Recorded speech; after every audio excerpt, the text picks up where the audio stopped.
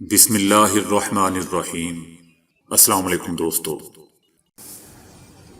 روس نے امریکہ سے دوستی ختم کرنے کا اعلان کر دیا ہے۔ روس نے امریکہ کو باضابطہ طور پر غیر دوستانہ ممالک کی فہرست میں شامل کر دیا ہے۔ وزیر اعظم میخائیل کے دستخط سے جاری کردہ فہرست میں جمہوریہ چیک کا نام بھی شامل ہے۔ روس کے دارالحکومت ماسکو سے جاری کردہ بیان میں ترجمان نے کہا ہے کہ روس کسی کے ساتھ بھی ہر قسم کے مذاکرات کے لیے تیار ہے۔ امریکہ نے روس کے 32 افراد اور کمپنیوں پر پابندی عائد کر دی تھی،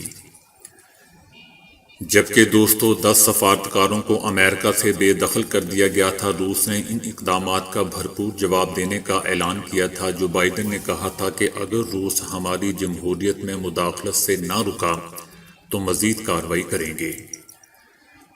امریکی صدر کا کہنا تھا کہ بطور صدر روس کے خلاف کارروائی ان کی ذمہ داری تھی۔ امریکی میڈیا کا کہنا تھا کہ صدر جو بائیڈن نے روسی صدر کو ملاقات کی پیشکش بھی کی تھی۔ دوسری طرف روسی وزارت خارجہ کا کہنا تھا کہ امریکی پابندیوں کے بعد صدور کی ملاقات کا کوئی امکان نہیں ہے۔